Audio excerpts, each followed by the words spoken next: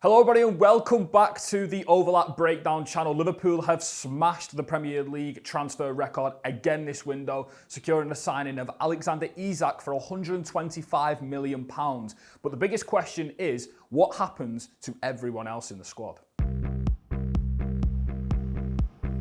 Now I know what you're thinking. There's a lot of optimism and sort of a lot of excitement, rightly so, for Liverpool securing the sign of Alexander Isak. Across this season just gone by and the season before, Alexander Isak has the second most non-penalty goals, only behind Erling Haaland. So we're talking about somewhat of a masterful goal scorer in the Premier League, and he's now going to the title holders. But I wanted to speak about more today in terms of where everyone sort of fits in. So obviously Liverpool have spent a ridiculous amount of money. I think they've broke sort of £400 million in the market, if I'm not mistaken. So obviously it's a massive sort of, it almost feels like a rebuild, even though they've just won the title, because of how much has sort of come into the squad and how much Liverpool have changed so far this season. And I want to go through everything for you today on the channel. And I want to talk about sort of what happens to Hugo Ekitike after a really good start this season for Liverpool with his debut against Bournemouth, obviously the goal he scored in the Charity Shield. And I want to talk about, more importantly, how they can potentially get Salah, Wirtz, Ekitike, Isak all in the same team if it's possible. So we're going to run through sort of a variety of options for Liverpool. But number one off the rip is Liverpool fans have sort of been back in their own corner as to sort of this massive spend in the window and where everyone plays. So I think a lot of people need to remember that obviously Liverpool have sold Luis Diaz and Darwin Núñez in the market, and they're two players that have played up front for Liverpool throughout the majority of last season. And I think Arne Slot has sort of used this unconventional use of the number 9, with Diaz sort of playing that false 9, Darwin Núñez off the bench in the Premier League last season, scoring late winners. So even though they have spent a ridiculous amount of money on Alexander Isak and Hugo Ekitike, I think it's key to remember that obviously Mo Salah will be going to AFCON, sort of the decision around Wirtz to play him in this midfield, what they're doing with Dominik Szoboszlai at right back. There's a lot that's changing for Liverpool, and I want to run through it, but I also want people to sort of understand the amount of depth that Liverpool are going to need if they want to fight for all trophies this season, which is obviously what Liverpool's aspirations will be.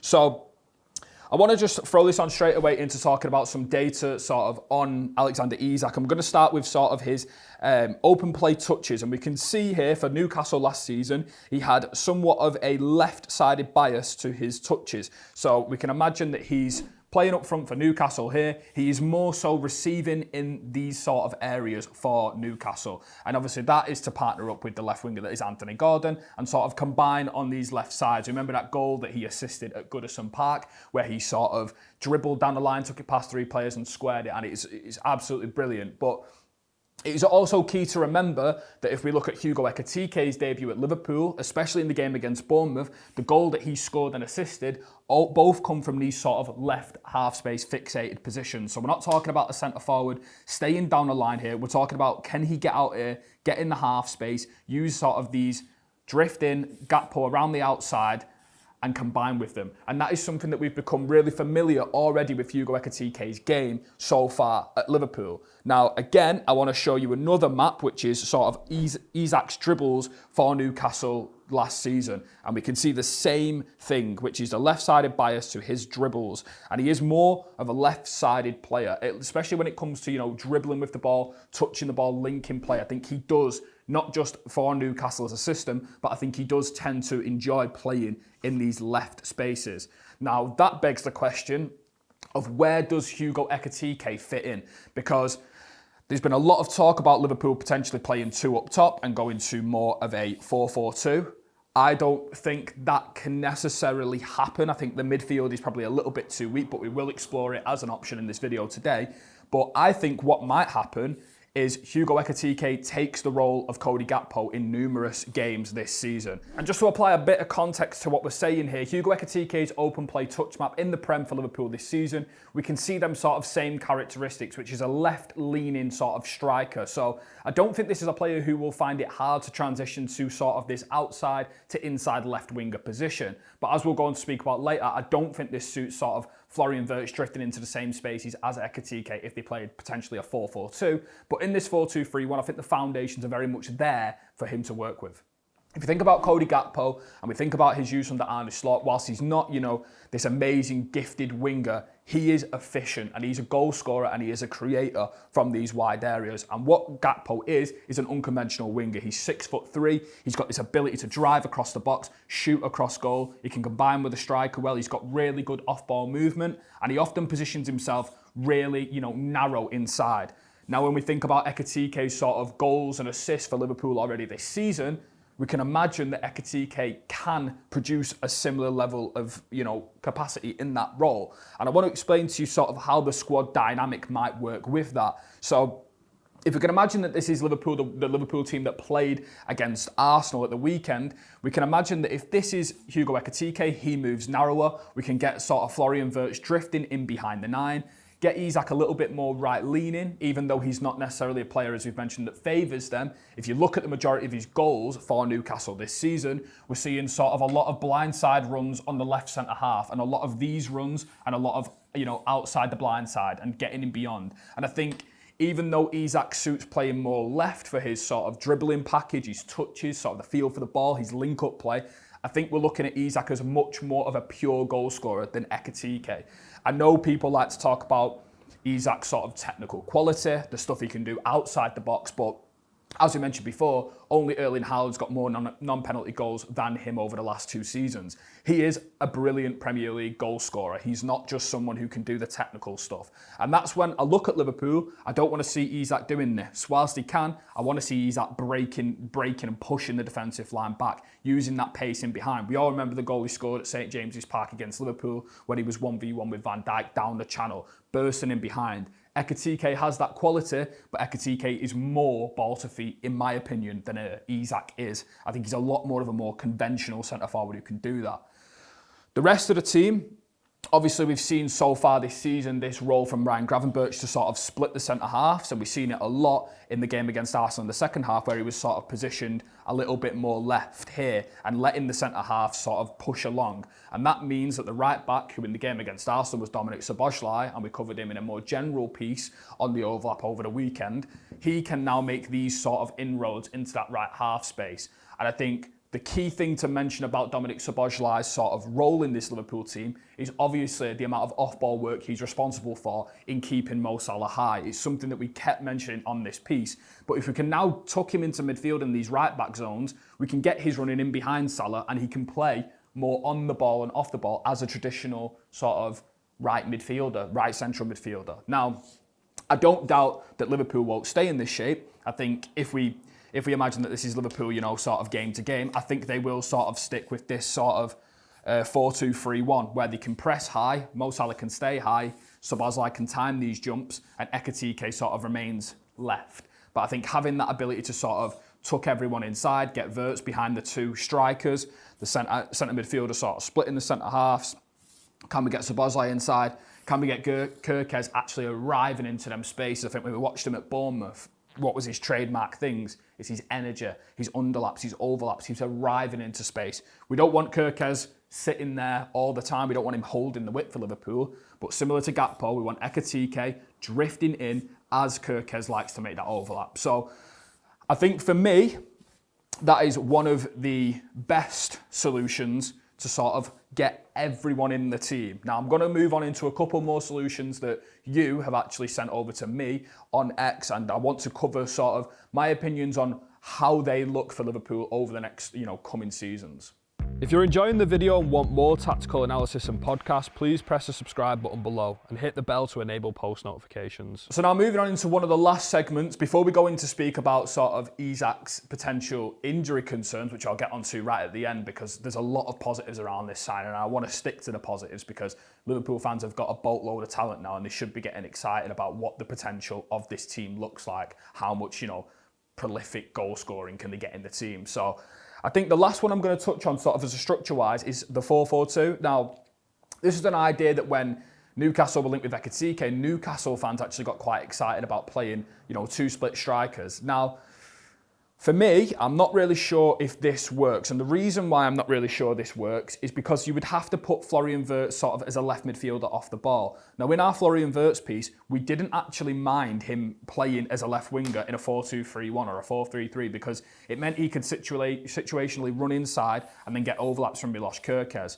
Now, I think this is a well more isolated option because he now becomes sort of inside with two of the midfielders and he's arriving from the left wing position. He's going to be doing a lot more work here.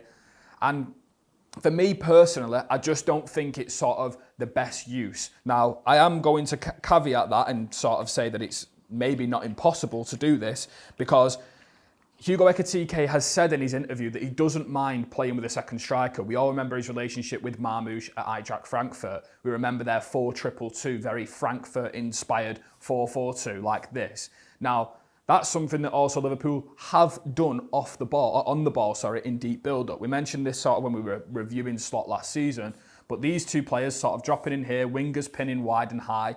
That is how Liverpool built up through the majority of last season. So whilst I don't think it's sort of out of question, I do think Ekitike could play as the deeper player, maybe as the number 10, so it becomes a little bit more of a 4-4-1-1 or a 4-2-3-1, because we can get Ekitike playing as that second striker. And because he's situationally playing so deep for Liverpool and getting so many touches of the ball, I don't think he's a player who has too much sort of bias to where he can receive. In the Arsenal game, he was stood sort of in these right pockets. We know about his quality over here. Can we sort of get him leading these transitions, asking the questions of the centre-halves, can they jump out onto him, and sort of making that space for Isak to run in behind. Maybe that can work, but I don't think, personally for me, that the 4-4-2 is sort of the best use of the quality that Liverpool have signed this window. And I actually don't think it's sort of a good use of Mohamed Salah in terms of, we need support around him, so we need to stodge out this midfield. We've seen Ryan Gravenberch sort of peeling out wide a lot against Arsenal when he was going forward. So we want to sort of still keep the bodies in here, and asking Mohamed Salah to sort of defend in these areas isn't a great use of his quality as of yet. So there's a lot to work with. There's a lot to play around with, and it's very, very exciting. I mean, it's a squad that's got so much talent in it now that it's almost, you've got different solutions for different games, and not everyone has to play all at once. We spoke about sort of Liverpool have to compete on all fronts this season after the transfer window they've had. Mohamed Salah is going to go to AFCON. Ekitike, Isak. Isak has had his injury concerns, as we'll go on to speak about in a minute, but it's definitely got a lot of solutions in it, and I don't doubt that Arne Slot, it's particularly last season, he profiles his players so well. He puts them on a platform. He puts them in the positions, puts them in the right conditions, puts them in the spaces where they're going to play very, very good football. Look at his handling of Mohamed Salah in that season, last season.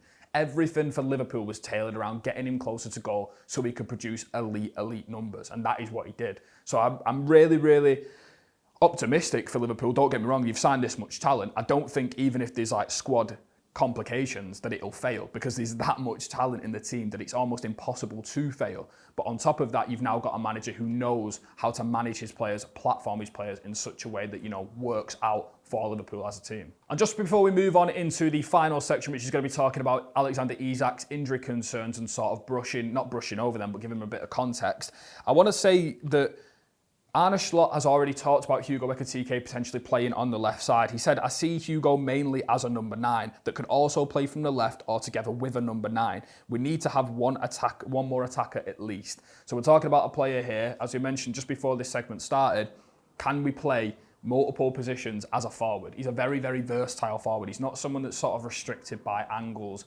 biases. He doesn't have to play in certain zones. He's a very, very sort of free footballer, if that makes sense. So I don't doubt that Hugo Ekitike might be, a little bit disgruntled by the signing of Alexander Isak, but I think in his head, as we've seen him speaking after his performance at Bournemouth, he's a very, very hard-working guy. He always wants to better himself. He always wants to make them sort of sacrifices for the team. And I don't think him being this sort of left inside forward, which is probably my personal favourite use of Ekitike as a player with the Isak signing introduced, that he will actually be a poorer player because of it. I think he adapts really well. He adapted to the Premier League like that. So he'll adapt to the conditions that he's being put in. So I don't doubt for one second that he might be a little bit, worried about his game time, but I think he's a good enough player and good enough mentally to sort of take that step, adapt to the levels. So Yeah, I'm going to move on now into the injury concerns. So I'm going to throw up just a graph on the screen that says that Alexander Isak has played in 76.2% of his minutes for Newcastle in all comps. Now, but just below that, we can see that he's only started in 66% of his games. Now, he's been at Newcastle for 3 full seasons. So we're talking about a player here who missed starting-wise, 1 season of football out of every 3 seasons at Newcastle. Now, Liverpool have obviously had a really good sort of adaptability in their team to limit the amount of muscle injuries. So Isak's majority of his injury concerns are actually groin injuries and muscle injuries. Now, Liverpool, when they appointed their sort of sports scientist, their muscle injuries went down by 60%. And I'm not sure if it was the more controlled manner from Arne Slot to play a little bit more, slow, dictating the tempo, especially in the first season, and saving legs and defending a little bit deeper and stop playing this sort of gung-ho pressing style. But I do think there is a viable concern to have with Alexander Isak. He's coming into a sort of Liverpool team that is, obviously fully up to speed, and he won't have had a pre-season as of yet. So I don't doubt that he'll actually be a bit rusty. I doubt he'll start against Burnley. I doubt he'll maybe even feature. So he's a player who needs to get up to speed, but I think Liverpool have got the right conditions to apply the context sort of to his injuries to make him succeed. And another one, I've actually got a sort of a bigger breakdown of his injuries at Newcastle, and we can see that sort of season on season, his percentage played in, percentage started in, has only ever gone up since he's joined Newcastle. So he's actually got better and more available as the seasons have got on. So maybe he's more durable, he's more sort of accustomed to the Premier League's demands, and we can see that by this graph on the screen. His percentage of games played in his first season, 66%, season before last, 78%, and then 87% last season. Again, started in 44%, 70%, 85%. So his minutes and his durability in games is on sort of an upward slope, and I don't doubt that Liverpool will be looking at that. We had Patrick Montgomery on the channel, who was a Liverpool recruitment analyst on the podcast, and he looked at injuries and sort of, when he was at Liverpool, he explained why injury robustness and their ability to come back from injuries and start more games is a massive key factor for Liverpool when they're signing players. Can they have the mentality, the durability, the robustness to carry on playing? So, yeah, this is... It's a massive, massive signing. Don't get me wrong, it's a massive signing. They've broken the Premier League transfer record 2 times in one window. It's a massive window for Liverpool. But I think personally for me, they have signed some of the best attackers in Europe, and even as a Manchester United fan, I'm looking at this team going, they're going to be good to watch. There's that much talent on the pitch, they're going to be good to watch. They're going to have them sort of direct attacks. They're going to have Ekitike, Isak, one dropping, one running, Florian Wirtz in front, kind of creating chances, being a bit more free. I just look at this team and I'm like, it's sort of too much talent to fail. So we can talk about sort of adapting where everyone's going to play, how everyone fits in, tactics, systems. But at the end of the day, it's a very, very good team with stacked talent. And I think if they got Mark Gahey, I'd be packing my bags, to be honest, because that was sort of the final piece onto this squad that could have, cemented them, in my opinion, as to the outright winners for the season's title. But even without that, they've got one hell of a chance. So, yeah. Thank you very much for watching. If you did enjoy, please don't forget to like, comment and follow the channel, and let us know what you've made of Liverpool's spending this summer, and more importantly, the Alexander Isak transfer for £125 million. And we'll see you next time on The Breakdown.